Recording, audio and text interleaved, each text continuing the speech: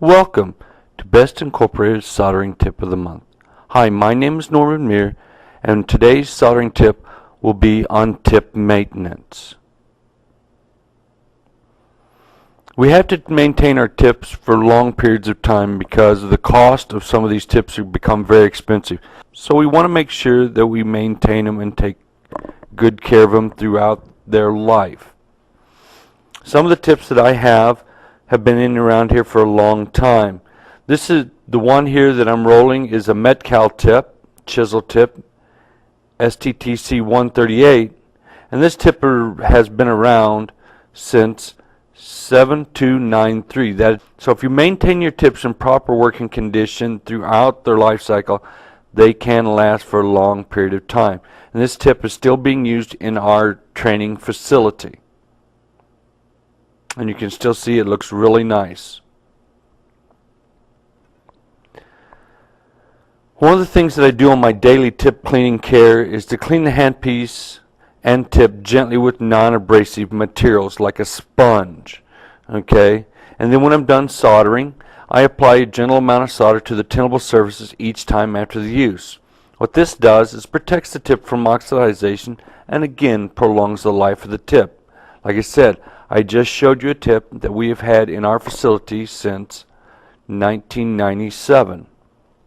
And when making a solder connection, thermoshock tip with a damp sponge, then apply solder to the connection area. Do not apply the solder directly to the iron tip. And do not use excessive pressure to this connection. This usually causes damage to the tip. It could damage the plating on the exterior of it. So be gentle with that. Or you could create a tip something like this. And that tip there should actually look like this. But you can see where we've had some students that have actually been putting pressure when they've been soldering, so you can see how they bend real easy. And what this will do, it will actually fracture the plating in it. So then this tip will be inoperative. Okay. The first thing I do is I dampen a sponge. And here's my little sponge.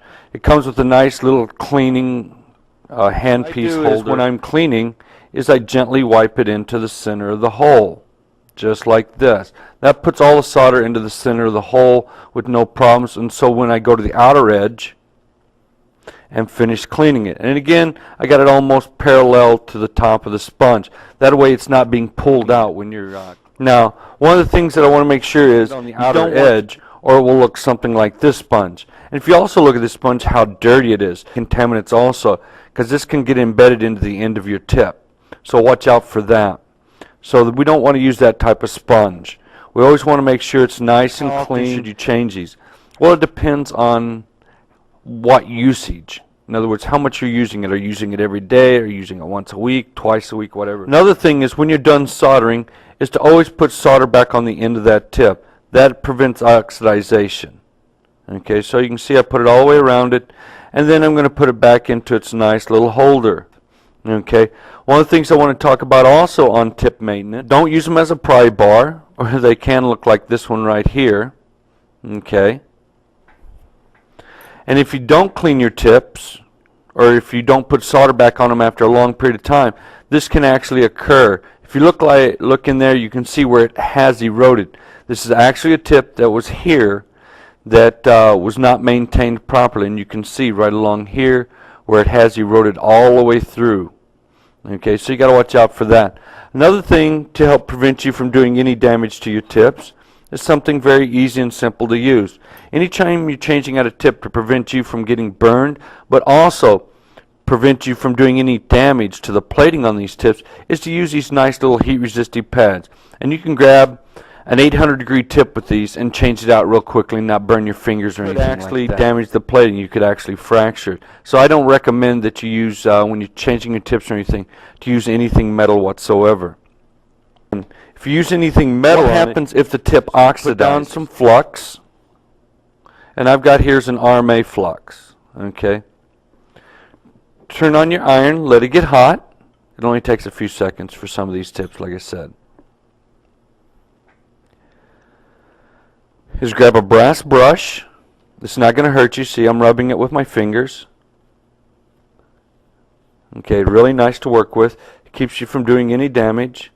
Again, clean off any excess solder before you do this. I cleaned it off into the center of the hole. Now the next thing I'll do is come in here with a brass brush in a downward motion is to come in here and clean it all the way around. Okay? And if it still won't take solder, what I'll do is I'll dip it into the flux and then start adding solder while I'm doing that, and a lot of times it'll bring it back to life. See how easy that is to do? And there's nothing to it. Okay? So that's how I would maintain my tips at all times.